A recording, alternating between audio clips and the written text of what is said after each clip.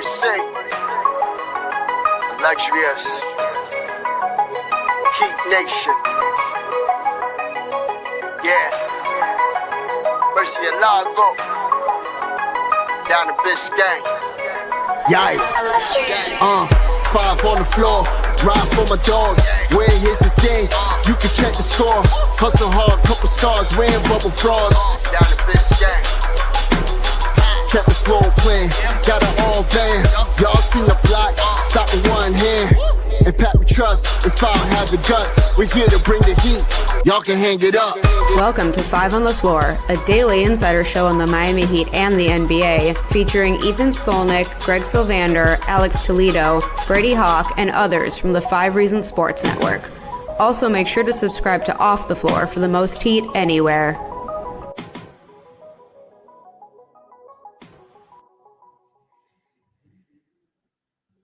Welcome back to another live edition of 5 on the Floor. This is a post-game edition as well. I am your host, Greg Sylvander. Tonight's floor plan with me, Digital Adel Eternal Bast. We are coming to you directly after the Miami Heat's convincing 112-86 victory over the Golden State Warriors. Y'all know what the talk of the town was. Jimmy Butler's return. We're going to get into what that looked like. It was definitely a night that Heat fans, I think, boy, they needed a night like this where they played a team that there was some skin in the game in terms of the emotion tied to it. They came out victorious. They guarded Jimmy in an interesting way, which we'll talk about more. Top level takeaways, though. Eternal, I'll come to you first. Before we dive into the different intersections of this game and stuff like that, just your high level takeaway of Jimmy being back in Miami, how he was received and how it ended. So unfortunately, I didn't get to see the start of the game as I was working. But when I jumped in the second quarter, you could definitely see the intensity from Andrew Wiggins, from Bam, and a lot of the others. Not necessarily I'm going to say that they took this game personally, but you could just tell that they were up for the matchup and up for the challenge of making sure that somebody didn't find their joy tonight. That's an interesting way of putting it. I thought that it was interesting, Adele, that Bam took the assignment of Jimmy right off the bat. Spo only played 8 for the majority of this game when it counted. So any of the talk that this game didn't matter, you can throw that out the window. This was a game where they were locked in from jump. You could see it. And the disposition of Bam Adebayo in particular, I thought was interesting. Your thoughts on Jimmy's return to Miami and, the tribute video. I actually don't want to do a ton on this, but I do think we need to address it. Your thoughts on kind of the overarching theme of Jimmy being back before we head to our segments. Yeah, you literally read my mind. I mean, it was a night of reflection for Jimmy Butler and his tenure in the Miami Heat. They did about a 40-second tribute video that covered the bubble and a lot of the key moments of Jimmy here in Miami. To me, it felt short. I thought they should have did a tribute video that was 22 seconds long. I thought that would have been more appropriate, but I did like it. I thought it was well done. There were a few critiques here and there about music choice and all that, but I thought it was a great night. Bam was 100% locked in. His intensity, he was there from the get-go. He set the tone.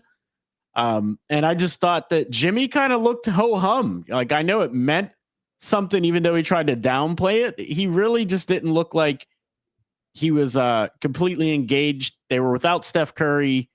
And ultimately, it felt like the whole city of Miami was there to voice their displeasure about how he exited, not about his tenure, but about how he left Miami and the manner in which he did it, because he got booed every time he touched the ball in the first half. Yeah, I think it's important to point out that it was a mixed reaction when he was introduced. Obviously, the tribute video, that's going to evoke emotion where people are cheering. But when he touched the ball throughout the game, the boos rained down. Jimmy had a subpar performance. We're going to get into the defensive stuff in a bit, but just, top level, 28 minutes, 11 points, 5 of 12 shooting. That's not, playoff Jimmy by any stretch. I feel like Bam took that assignment early, so that was a fun part of this. Let's actually get to the player of the game because that'll segue into some of the best performances on the Heat side. And now it's time for the A Aggressive Insurance Player of the Night, sponsored by our friend Lynette. You can find her at insurancebylynette.com. That's with 2 N's and 2 T's, insurancebylynette.com. If you need car insurance, renter's insurance, homeowner's insurance, or any other type of insurance, she's the person to go to. Based in Lauderhill, she services the entire Tri-County area here in South Florida, and she will make sure to get you the best deal. She'll probably talk to you about the Heat while you're at it. Reach out to her, insurancebylynette.com. And now, the player of the game. So the easy answer, Eternal, is Bam, because he defended Jimmy on a ton of possessions, had 27 points, 50% shooting, 8 rebounds. The Heat are dangerous when Bam is playing well offensively. Tyler Herro was efficient, but I also want to get your opinion on Duncan Robinson didn't play tonight. Lucky for Jimmy Butler, because Duncan was coming for Jimmy, right? The Heat would have been even more dangerous if Duncan Robinson was out there. But Alec Burks being inserted into the starting lineup. Your thoughts on how they basically played him in place of Duncan? He played the role to perfection, 5 of 7 from deep. Your thoughts on his game tonight? I just think that Alec Burks is a constant professional. He shows up when you need him to on most nights. He has had a couple of instances during the season where you didn't see the usual Alec Burks play, but he has been somebody that Miami can turn to, kind of as an emergency release valve. And tonight we saw that, was able to replicate some things. Not everything that Duncan does. Obviously, Duncan does so much as a gravity puller. But I do think that, just him being open, making those shots, making the defense have to account for him. He even did some little things on defense, but I do think he impacted winning a lot tonight. Davion Mitchell, again, had a good performance, Adele. This is a situation where they're not starting him, but he's playing significant minutes, especially tonight. He continues to distribute really well in Miami. I think that's been he's been better at that than I recognized that he was. I've been impressed by that. Tonight he had 7 assists, 2 turnovers. That combined with Tyler Herro getting 7 assists and 2 turnovers. You have a couple guys that took care of the ball and really distributed well. Your thoughts on kind of the guard play before we pivot to the play of the night, which will highlight a certain big man. No, the thing about Davion Mitchell is he's a high-level upgrade over Drew Smith, and I love Drew Smith, and I hope he gets full recovery and he can have a nice, rest of his career. But you can just see that he's an upgrade over that. He's not a starting point guard per se, but he can play meaningful minutes off your bench no matter what kind of team you have or lineup. I thought he was a big catalyst in the second half. Whenever the Warriors started to make a comeback and get the score close, his defense, his intensity, his speed with the ball, he just was able to get to the rim. I mean, he was 62% from the field. And he shot 2 for 2 from 3 as well. He was outstanding tonight.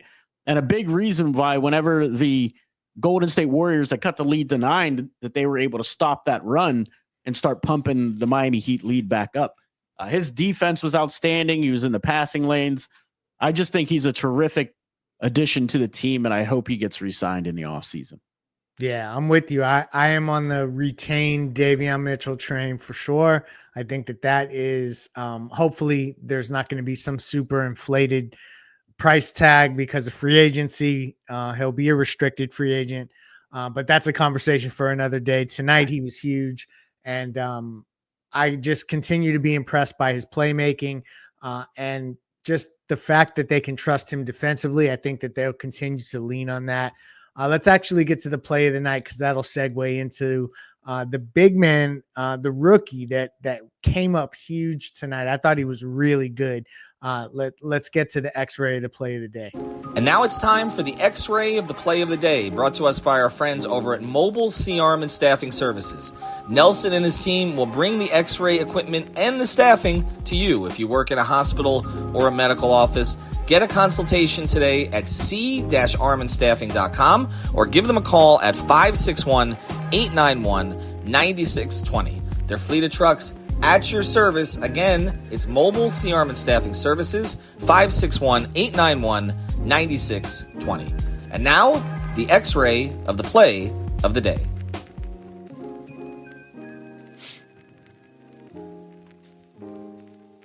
So we're about to pivot. Khalil Ware had an amazing Jordan-like play where he threw the ball up and it went in and it was unbelievable. And that was the play of the night. But we're about to pivot. I'm sorry. We're taking the show in a different fucking direction. Okay. Alex Toledo tweeted, Jimmy walked out after the buzzer without going over to any of the Heat guys. The crowd booed him as he walked through the tunnel. Didn't embrace Bam. Didn't say anything to anybody. Talk about play of the night. That sucks. I ultimately think that at least to your teammates who you basically abandon, like, let's be honest, to just kind of walk out and not acknowledge anybody, to not acknowledge the organization at all after they tried to basically take the high road tonight. It continues to reinforce the fact that the Heat made the right decision. They weren't going to become a better team by trading Jimmy Butler, but they definitely weren't going to be a healthier organization with him either going forward. So it was the right split. And it's a shame that Jimmy made sour what could have been, I think, a more amicable night. But Eternal, your thoughts on the way Jimmy just kind of disregarded the team? Am I over analyzing this? This is just I feel like it's kind of, people don't want to hear us talk about this game. They want to hear us talk about Jimmy and the Heat. Do you think it's a little weird that he doesn't say anything to anyone coming off the court? I'm gonna be real with you. I do think it was weird, but within context, y'all know I'm a context person. I think the human side of it, we just being real. Like, I'm not surprised that he didn't. I mean, you hear how he was talking, prior to this game, you hear how his mannerisms and things were going as the season was going, before the trade, after the trade, everything like that. I think we're all familiar with Jimmy. And I think the human side of it is, like, it's going to take time. Like, I'm not expecting, like, if this had been his first game back in Miami next season, and he was on this, then you could be like, okay, yeah, he's like, things are still sour between the two, right? But this is a game that they're still open, is what you're saying? Like, yeah, they're wide open, man. Like, they're wide open. And I'm not surprised. That doesn't necessarily mean that I agree. But if you 100% feel like the person wronged you, the organization wronged you, whatever it may be, relationship wronged you, whatever, like, regardless of whatever the contextual truth is, that's your perspective, right? And so, like, you're not going to be, like, all happy-go-lucky with it. Like, no. Especially when he lost, and he had a bad game. We know how Jimmy feels about losing. That man threw his headband on the ground after they lost in Detroit, and he had 39 points. He wasn't trying to talk to nobody. Like, he hates losing. I'm sure he hates losing to the team that traded him. Yeah. There was a part of me that thought that there could be a little more respect, and the Heat, I thought, also made a pretty strategic but yet compassionate gesture to acknowledge him in what otherwise was a really weird scenario. So I wanted to pivot because to talk about Alec Burks' plays or Khalil Ware, who actually had a really good game. People want us to talk Jimmy, so I wanted us to just unpack that segment because Bam and Steph, just to, like, if we're keeping score, Brady Hawk showed that they embraced and said, what's up? So like Bam and Steve Kerr, Warriors head coach, they said, what's up? That's all on that side of the bench over on the Warriors side. So there's just no excuses, and that's shitty. And I stand on that. Like, I just think that it's a weird move by him, but luckily we won't see Jimmy for the rest of this season. Let's get to our next segment, defending the house, and we'll wrap up with some final thoughts. And now it's time for our Defending the House segment, sponsored by our friends over at The Real Estate Shop. You can find them at realestateshopfl.com. That's with 2 P's and an E, realestateshopfl.com, or at the Fort Lauderdale Realtor on Instagram. This is Javier Iglesias and Amanda Martin. They help buyers and sellers in real estate. They're nimble and protective of their clients. They service the entire Tri-County area. That's Miami-Dade, Broward, and Palm Beach counties with a proven on-market strategy. The Real Estate Shop sellers earn the most money in the shortest time frame because Amanda and Javier have a deep understanding of the local market. So check them out. Again, it's at the Fort Lauderdale Realtor on Instagram, realestateshopfl.com, or give them a call at 954-268-9812. And now, who defended the house? The Heat defended the house. They get a victory. They're second in a row. We are on a 2-game winning streak. Let's get it. I know that there's a lot of Heat fans that ultimately want this team to lose right now, and they believe it to be in the best interest of the franchise to continue to fall as far down the standings as possible to increase their lottery odds.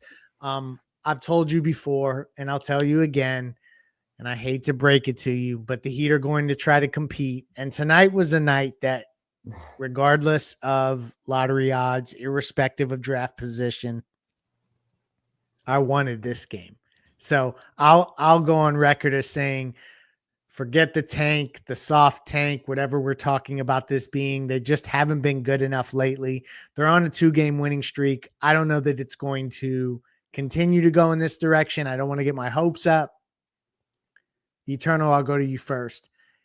Are there any signs in the last 2 games that make you think that they could turn this around to some degree at all? Or is this season cooked from your perspective? Like, because a 10-game losing streak, like, to me, there's almost like when you only got 13 games left, is I think what they had when they got to the 10-game losing streak. To me, it almost feels like you can't come back from that. Now they've won a couple in a row, so I'm starting to question myself. Your thoughts on, can they recover? I don't think so. To be honest, I don't think so. I mean, I think those guys competed the last 2 games because they were tired of losing, and also it was a Jimmy Butler game. Do I expect them to play like that every night? No. I mean, but the 10-game losing streak, they had to lead 5 times. You know, a very sizable lead in those games. So I do think that they will make it competitive like they've been doing, but they probably will lose.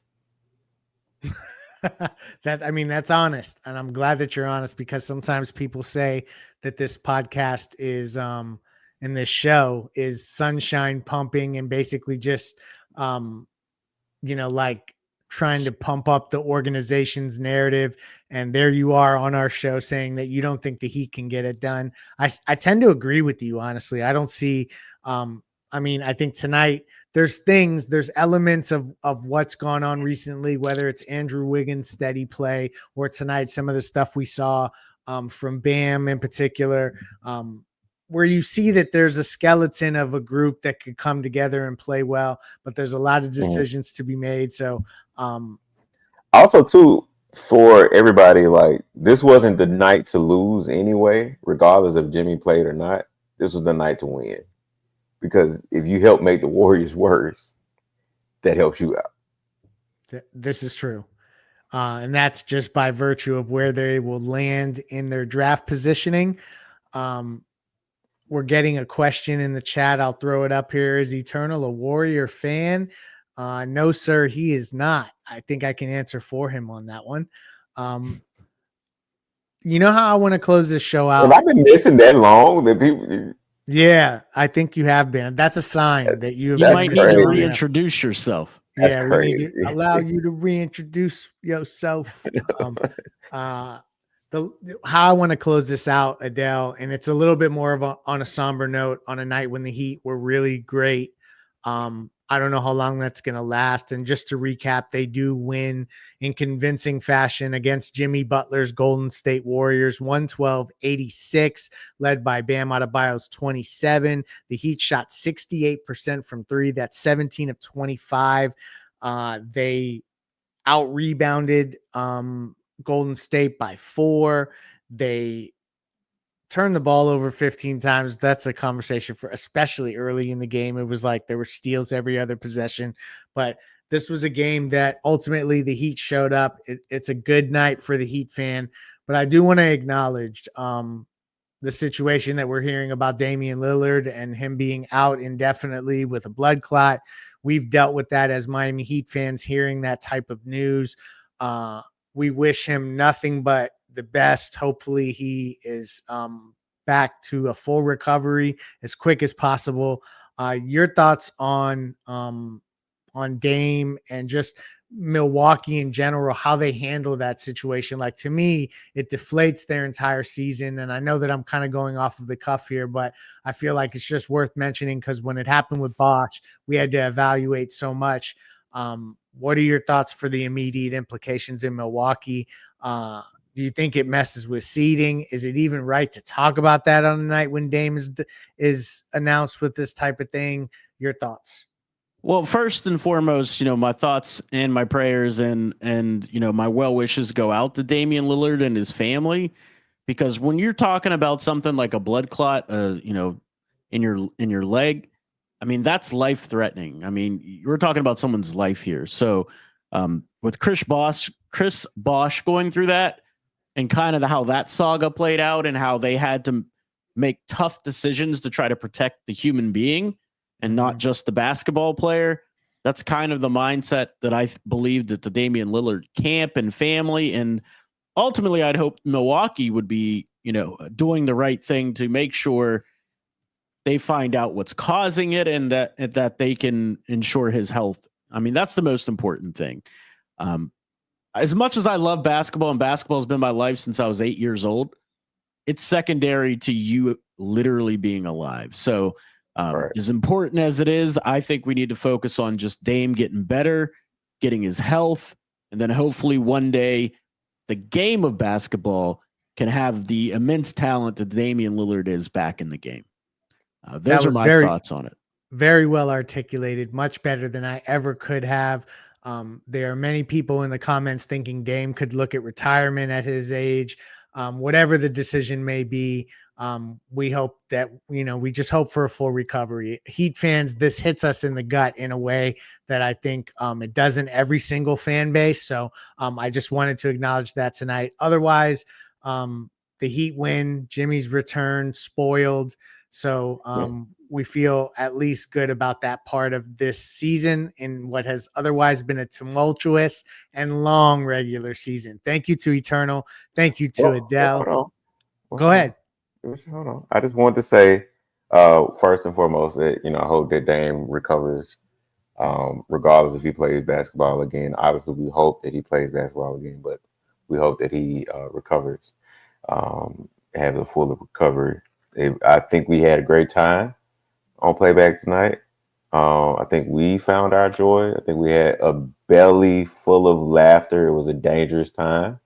But, hey, listen, man, we appreciate all of you guys that came to join us tonight on playback. Make sure you come join us on playback. Make sure you check out the Discord. We didn't shout out the Discord. It's only $2.99, right? $3.99 if you unfortunately have Apple and have to go through their app store to get the app. But make sure you join us on Discord, man. It's always a fun time. We're back. We're going to be doing more stage shows, Greg. We're going to be talking about the draft.